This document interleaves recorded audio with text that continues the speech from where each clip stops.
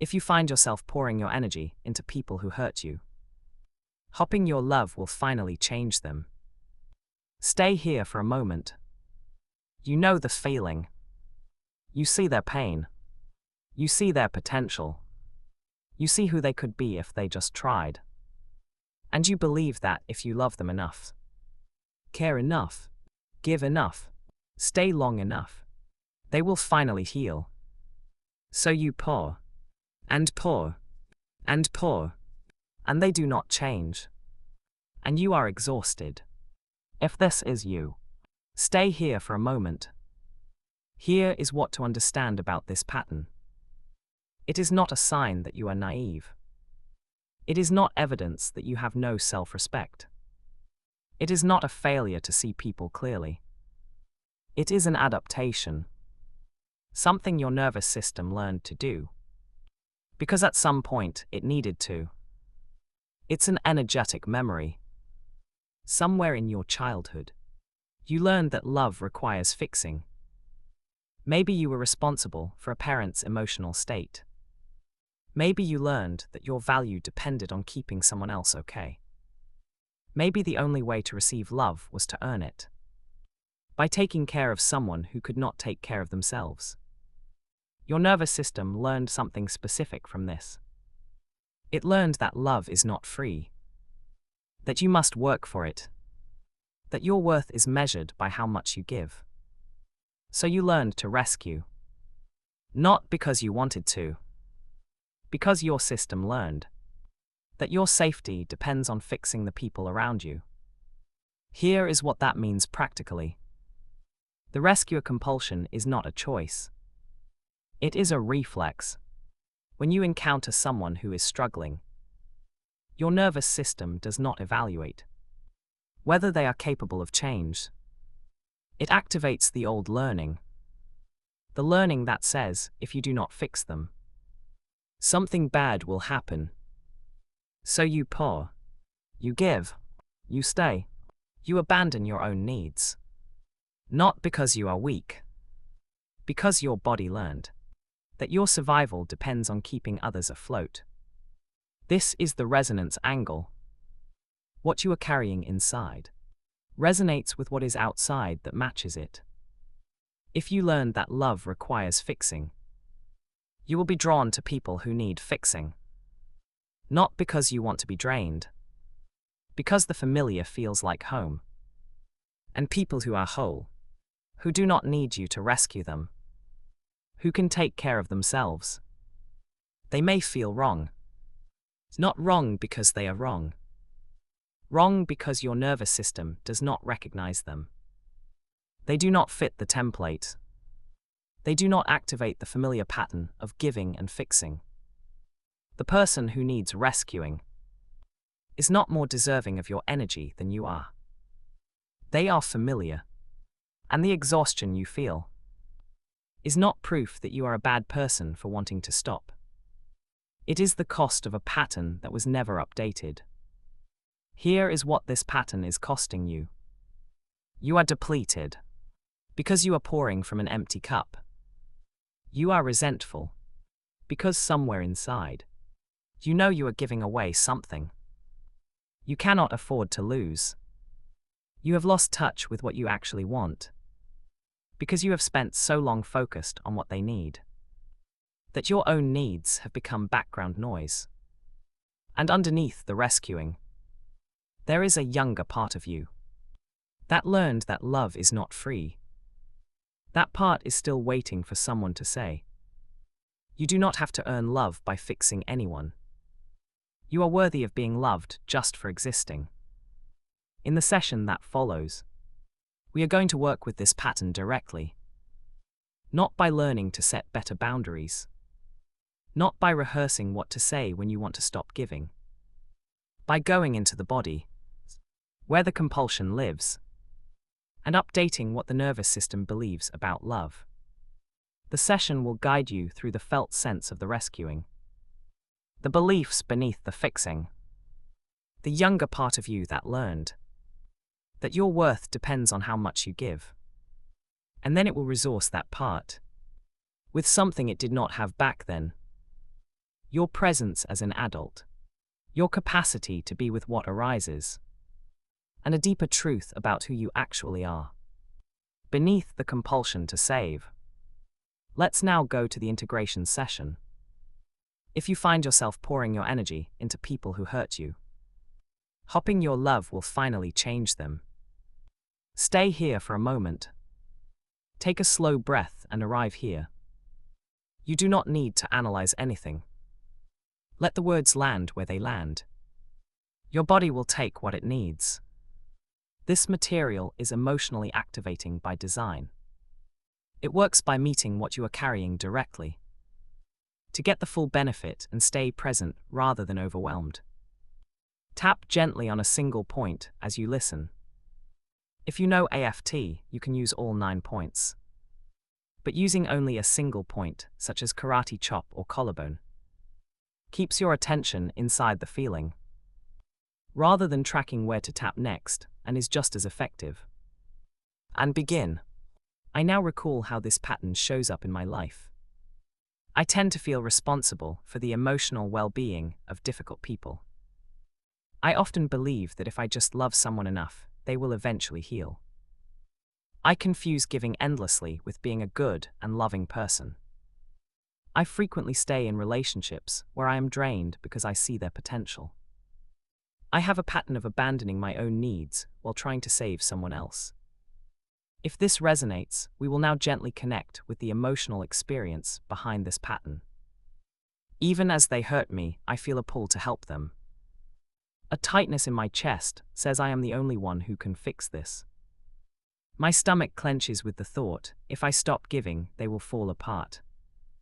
I feel a rush of something like worth when they need me. My jaw locks as I tell myself, just try harder.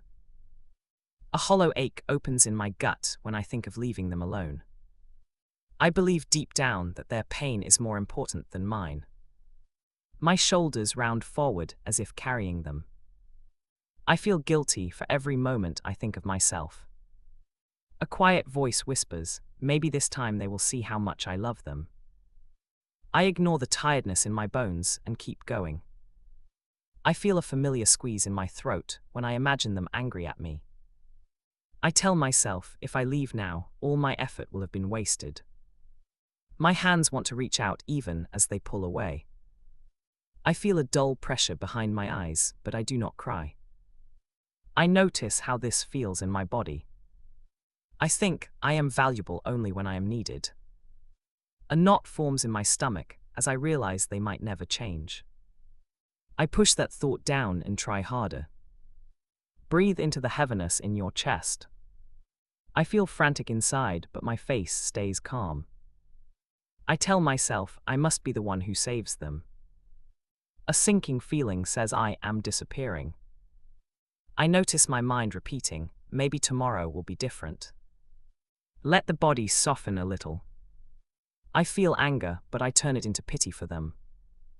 I am exhausted, yet I cannot stop. I watch myself give again, and I feel nothing but numbness. I notice that this pattern is just arising in my mind. Not who I really am. I can stay here with this tightness without running from it. My body holds this pattern, and I remain present. The feeling moves through me, and I do not collapse. Underlying beliefs. Perhaps I believe that love must be earned through sacrifice. Maybe I think that if someone is hurting me, it means I am not loving them well enough. It is possible I believe my worth depends on being needed. I could be carrying an old belief that abandonment means I am bad. There may be a belief that my own pain does not matter. Possibly I learned that being the healer keeps me safe from being left. It is conceivable that I confuse intensity with intimacy. I may believe that if I stop trying to save them, I will have no purpose. It could be that I am replaying a childhood role where I had to manage an unpredictable person's emotions. I recognize these beliefs are patterns from past experiences and are not the true self. The outdated identity of the relentless rescuer once served to keep me safe or connected. But this structure is being outgrown rather than fixed. Adult self, gently turn toward your inner child. I am sorry to my inner child who experienced that love had to be painful and earned. I am sorry you learned that your worth came from fixing others and ignoring your own hurt. I see how hard you tried to keep everyone stable so you could feel safe. You are safe to feel this now. I am here, and these emotions are temporary visitors. Inner child speaks. Oh, you are not leaving me alone with this. Maybe I can let my shoulders drop just a little. Adult speaks. I give you permission to stop saving anyone. I give you permission to forgive yourself for all the years you abandoned yourself. I release any guilt and shame you carry for wanting to walk away.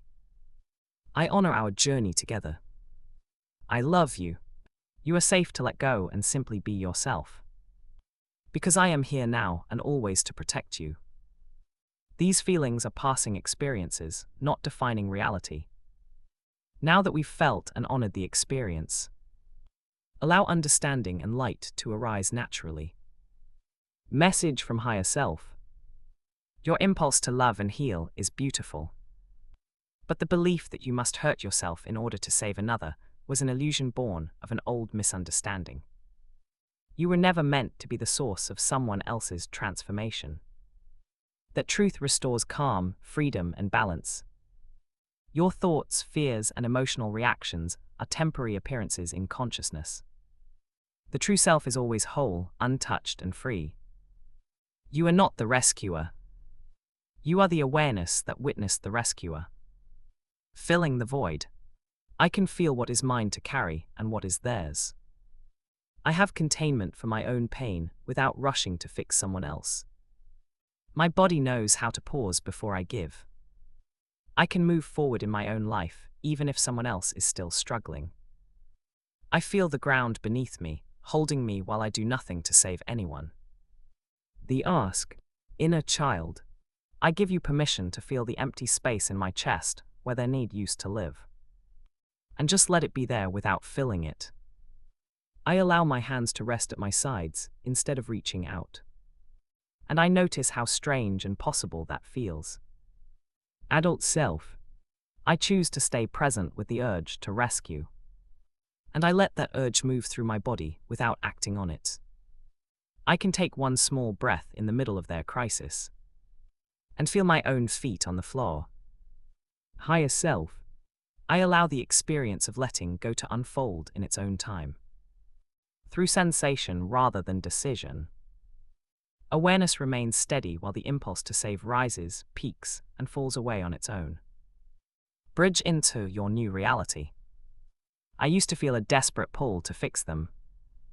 And now I feel a quiet anchor in my own chest. Before, my worth rose and fell with their need for me. Yet now I notice a steadiness that does not depend on their state. I once collapsed into their pain as if it were my own. But now I can feel compassion without losing the boundary of my own skin. Reclaim your power. I choose to release the belief that my love must be painful to be real.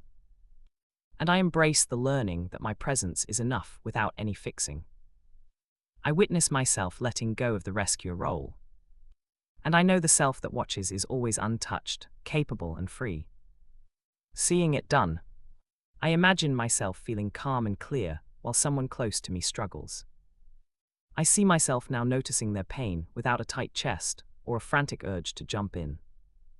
I feel my feet on the floor, my breath slow, and a gentle kindness in my heart that does not burn me.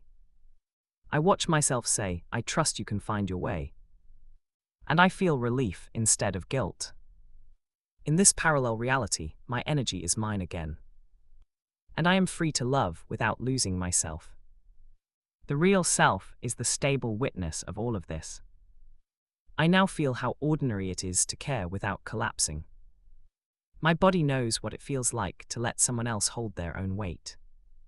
I breathe easily, and the quiet space inside me is safe and full.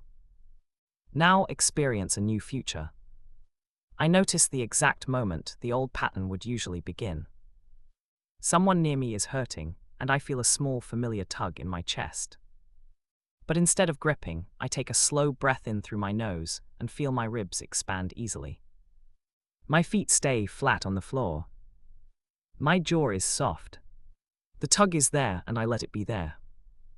I notice my shoulders want to round forward, but I gently let them rest back. I feel a slight flutter in my stomach. The old whisper of "you must fix this." I watch the whisper arise in my mind like a cloud. I do not grab it. My hands stay open in my lap. I feel my own heartbeat, steady and separate from theirs. I exhale slowly and the flutter softens. I think I can care without carrying. The thought feels strange at first, then ordinary. My throat relaxes. I feel a small warmth spreading behind my sternum. Not urgency, just presence. I look at them and I do not feel panic. I feel kindness and space. I notice my breath moving easily, all the way down into my belly. I feel my own weight sitting in the chair. I am not disappearing. I am here. I feel a subtle relief, like putting down a bag I forgot I was holding. My eyes feel softer. My mind notices I am not running toward them or away from them. I am simply here. The moment passes. They are still struggling and I am still fine.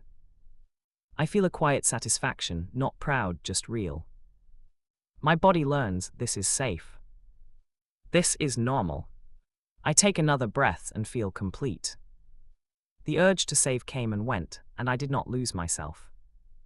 I smile a little, not at them. At the quiet ease inside my own skin. Allow this felt sense to continue integrating naturally in the body and in life. Take a deep breath, feel the shift, and smile. Let this settle gently. There's nothing you need to do right now. You can return to this whenever you feel called. Be gentle with yourself. If something came up for you while reading this, a feeling or a memory or a situation you keep repeating, I would love to know what landed. You can share it in the comments. Or let me know what pattern you want support with next. This work goes so much deeper when we name what is really here.